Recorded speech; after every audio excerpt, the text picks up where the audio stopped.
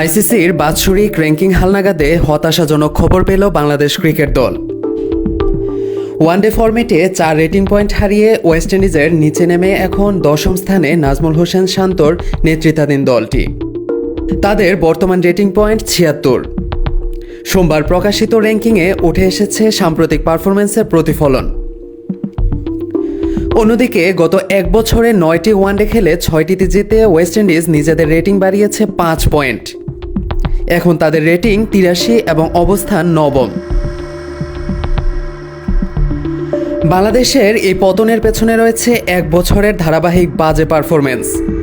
এই সময়ে 50 ওভারের ক্রিকেটে মাত্র একটি জয় পেয়েছে দলটি। ফেব্রুয়ারির চ্যাম্পিয়ন্স ট্রফিতে টানা 2 হারে গ্রুপ পর্ব থেকে বিদায় নেয় তারা। এর আগে আফগানিস্তানের বিপক্ষে সিরিজ হার এবং ডিসেম্বরে ওয়েস্ট ইন্ডিজ সফরে 3-0 ব্যবধানে হোয়াইট ওয়াশ, সব মিলিয়ে র্যাঙ্কিংয়ে পড়েছে বড় ধস। উপরের সারিতে উত্তাপ, ভারতের শীর্ষস্থান অটুট। চ্যাম্পিয়ন্স ট্রফির শিরোপা জিতে ওয়ানডে র্যাঙ্কিংয়ে শীর্ষস্থান আরও মজবুত করেছে ভারত। 2 পয়েন্ট বেড়ে এখন তাদের রেটিং 124। রানার্স আপ নিউজিল্যান্ড ও 6 বারের বিশ্ব চ্যাম্পিয়ন অস্ট্রেলিয়ার রেটিং সমান 109 পয়েন্ট। তবে ভগ্নাংশের ব্যবধানে 3-এ রয়েছে অজিরা। শ্রীলঙ্কার ঘরের মাঠে ভারত ও অস্ট্রেলিয়ার বিপক্ষে সিরিজ জিতে রেটিং বাড়িয়েছে 5 পয়েন্ট, উঠে এসেছে 4 নম্বরে। তাদের রেটিং পয়েন্ট 104। সমান পয়েন্ট পেয়েও পিছিয়ে রয়েছে পাকিস্তান, তারা আছে 5ম স্থানে। এবং তাদের পরে আছে দক্ষিণ আফ্রিকা, যারা 4 পয়েন্ট হারিয়ে 6-এ নেমে গেছে।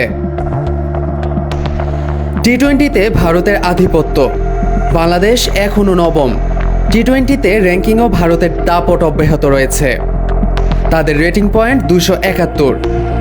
পিছনে থাকা অস্ট্রেলিয়া কমিয়ে এনেছে ব্যবধান, এখন তাদের পয়েন্ট 262। প্রথমবারের মতো 100 দল নিয়ে র্যাঙ্কিং প্রকাশ করেছে আইসিসি। অন্তত 8টি ম্যাচ খেলেছে এমন দলগুলিকে অন্তর্ভুক্ত করা হয়েছে। আগের 80 দলের জায়গায় এবার তালিকায় আরও বিস্তৃত এসেছে। ইংল্যান্ড, নিউজিল্যান্ড, ওয়েস্ট ইন্ডিজ ও দক্ষিণ আফ্রিকা যথাক্রমে 3 থেকে 6 নম্বরে। শ্রীলঙ্কা 235 পয়েন্ট নিয়ে আছে 7ম স্থানে। পাকিস্তান নেমেছে 8ম স্থানে। আর বাংলাদেশের অবস্থান 9ম। আফগানিস্তান আছে 10ম স্থানে। টেস্টে স্থবিরতা, কোনো পরিবর্তন নেই বাংলাদেশের অবস্থানে। টেস্ট র্যাঙ্কিংয়ে বাংলাদেশের আগের মতোই 9ম স্থানে রয়েছে। এই ফরম্যাটে তেমন উল্লেখযোগ্য পরিবর্তনও হয়নি র্যাঙ্কিংয়ে।